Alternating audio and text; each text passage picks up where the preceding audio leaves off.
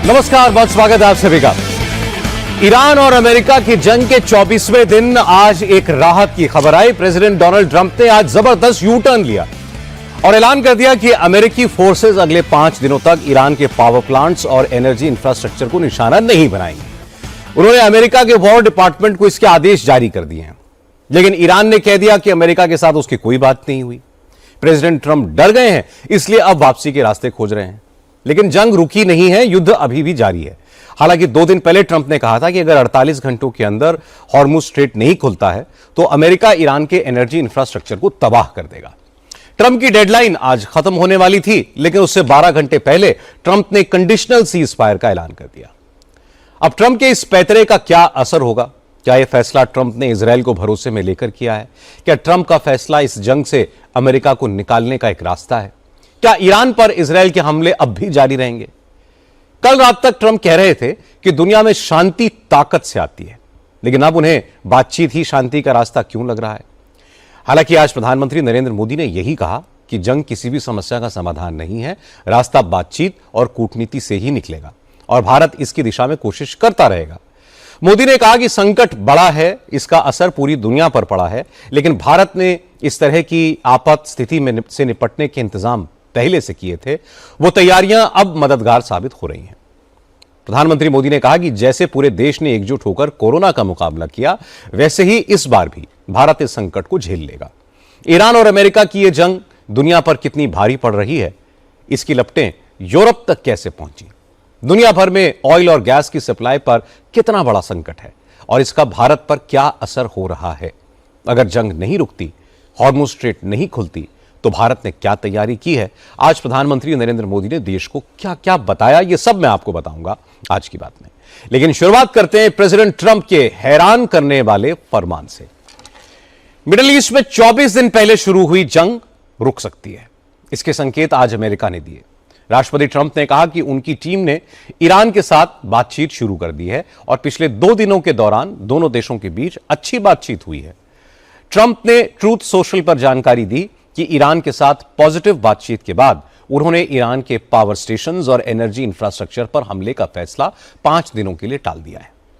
Trump ने कहा कि इस दौरान ईरान और अमेरिका के बीच फुल सीज फायर को लेकर बातचीत चलती रहेगी और अगले 5 दिनों में बातचीत की प्रोग्रेस के आधार पर आगे का फैसला लिया जाएगा। ट्रंप का स्टेटमेंट इसलिए बहुत इंपॉर्टेंट है क्योंकि 2 दिन पहले उन्होंने ईरान को स्ट्रेट ऑफ हॉर्मुज खोलने का अल्टीमेटम दिया था और ऐसा न करने पर ईरान के पावर प्लांट्स और उसके एनर्जी इंफ्रास्ट्रक्चर, मतलब बिजली की supply lines, power distribution centres, इन सबको तबाह करने की धमकी दी थी। ट्रंप के उस अल्टीमेटम की डेडलाइन आज रात खत्म होने वाली थी। उससे पहले ही उन्होंने ईरान के साथ पर्दे के पीछे चल रही बातचीत की न्यूज दी और ईरान को दी गई धमकी पर अमल को 5 दिनों के लिए टाल दिया। ट्रंप ने कहा कि उनके दोस्त स्टीव विटकॉफ और उनके दामाद जेरेड कुशनर ने ईरान के नेताओं से कल शाम बात की थी। वो ये भी कह रहे हैं कि ईरान के साथ ज्यादातर मुद्दों पर सहमति बन गई है। स्ट्रेट ऑफ हॉर्मुज बहुत जल्द खुलेगा और अब इसको अमेरिका और ईरान मिलकर कंट्रोल करेंगे। ट्रंप ने अचानक ईरान के पावर प्लांट्स पर हमले की धमकी से यू टर्न क्यों लिया? जो ट्रंप कल तक ये कह रहे थे कि ईरान से कोई डायलॉग नहीं होगा क्योंकि ईरान ने बातचीत के लिए कोई बचा ही नहीं है, उन्होंने अब अचानक ईरान से बात करना क्यों शुरू कर दिया? उसकी वजह भी जान लीजिए। दरअसल ट्रंप के 48 घंटे के अल्टीमेटम के बाद ईरान की तरफ से कई चेतावनी भरे बयान आए थे। ईरान की संसद मतलब मजलिस के स्पीकर मोहम्मद बगैर गलीबाफ ने कहा था कि अगर अमेरिका इजरायल ने ईरान के पावर प्लांट्स पर बमबारी की तो ईरान पूरे मिडिल ईस्ट के एनर्जी इंफ्रास्ट्रक्चर को तबाह कर देगा। फिर ईरान इजरायल, सऊदी अरब, कतर, कुवैत, यूएई, बहरीन और जॉर्डन के पावर प्लांट्स को मिट्टी में मिला देगा। ईरान ने धमकी दी थी कि अगर उसके पावर प्लांट्स पर हमले हुए तो जवाब में ईरान अरब देशों के डीसैलिनाइजेशन प्लांट्स, मतलब खारे पानी को मीठे पानी में तब्दील करने वाले प्लांट्स को भी तबाह करेगा।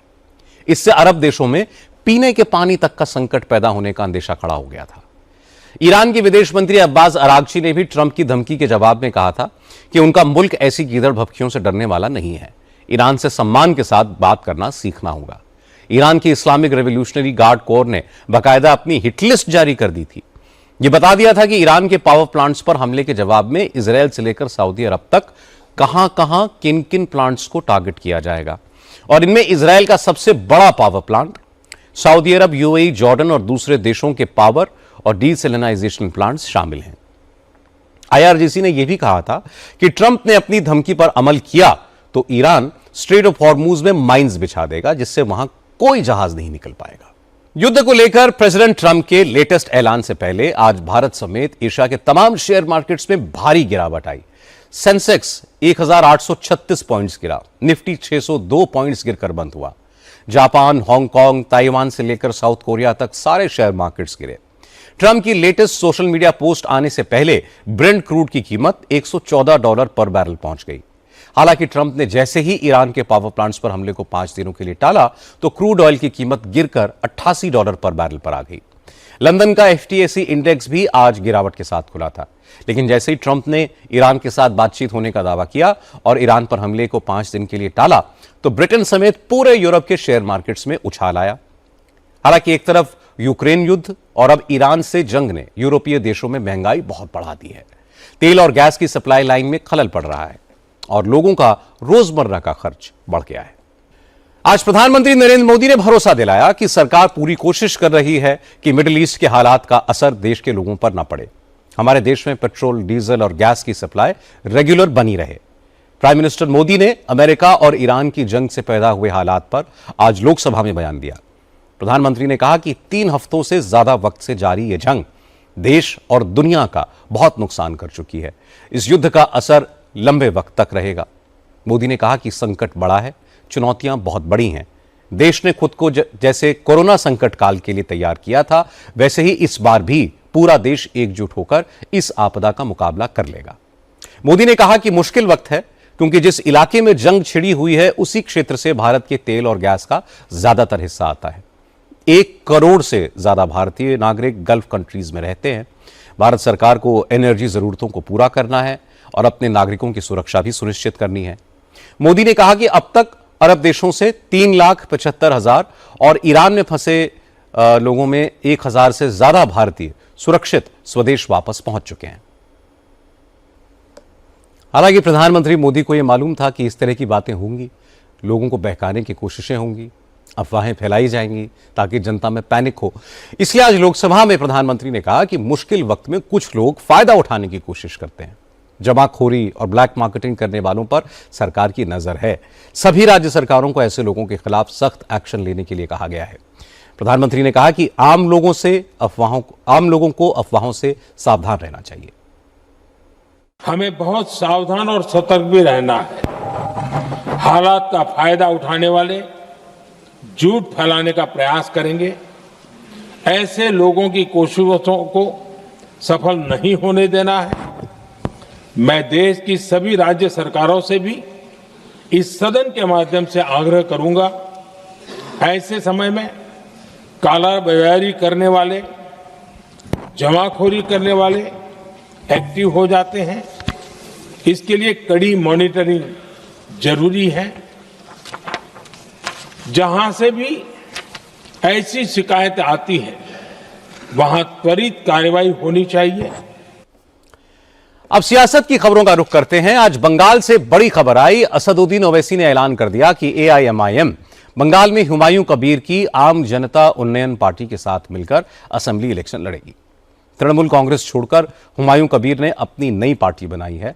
वो पहले ही 182 सीटों पर कैंडिडेट उतारने का ऐलान कर चुके हैं। ओवैसी की पार्टी कितनी सीटों पर लड़ेगी, ये सीटें कौन कौन सी होंगी, इस पर फैसला 25 मार्च को हो सकता है। ओवैसी बंगाल जाने वाले हैं। कोलकाता में ही ओवैसी और हुमायूं कबीर सीटों के बंटवारे के फॉर्मूले का ऐलान करेंगे, लेकिन ममता बनर्जी पर ओवैसी ने हमले शुरू कर दिए। हैदराबाद में ओवैसी ने कहा कि ममता मुस्लिम विरोधी हैं। मुसलमानों का वोट लेकर ममता ने 15 साल तक राज किया, लेकिन मुसलमानों के लिए कोई काम नहीं किया। पिछले 15 साल से वहां पर 3 मरतबा के वजीर आला हैं मोहतरमा ममता बनर्जी साहिबा। आपको जानकर हैरत होगी और ताज्जुब होगा कि करीब 30% वहां पर मुस्लिम अक़लियत की आबादी है और 5 लाख के करीब बैकवर्ड क्लास के सर्टिफिकेट को कैंसिल कर दिया गया, जिसमें ज्यादातर मुसलमानों के बैकवर्ड क्लास सर्टिफिकेट है। बहुत से नाइंसाफियों की कहानियां और दास्तानें भी हैं जो ये लोग सिर्फ सेकुलरिज्म के नाम पर वोट तो हासिल करते हैं, मगर जहां पर मजलिस हिस्सेदारी की बात करती है जहां पर मजलिस शराकतदारी जमहूरियत की जो बात हमारे बुजुर्गों ने की थी उसको अमल करने का मुतालबा करती है तो इनको बड़ी तकलीफ हो जाती है। टीएमसी ने ओवैसी की एंट्री पर तीखा रिएक्शन दिया। जयप्रकाश मजूमदार ने ओवैसी को कलेक्शन एजेंट कहा। आरोप लगाया कि ओवैसी बीजेपी के पैसों से चुनाव लड़ने आ रहे हैं।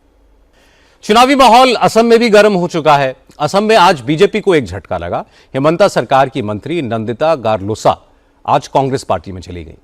नंदिता गारलोसा टिकट न मिलने से नाराज थीं। पिछला चुनाव वो हाफलॉन्ग सीट से जीती थीं। इस बार बीजेपी ने इस सीट पर रूपाली लंगथासा को टिकट दे दिया। कांग्रेस ने इस सीट पर निर्मल लंगथासा को उतारा था, लेकिन पार्टी के कहने पर निर्मल अपना टिकट वापस करने के लिए तैयार हो गए हैं। बताया जा रहा है कि इस सीट से अब नंदिता गारलोसा चुनाव लड़ेंगी। हालांकि हिमंता विश्व शर्मा ने कहा कि नंदिता के जाने से बीजेपी को ज्यादा फर्क नहीं पड़ेगा।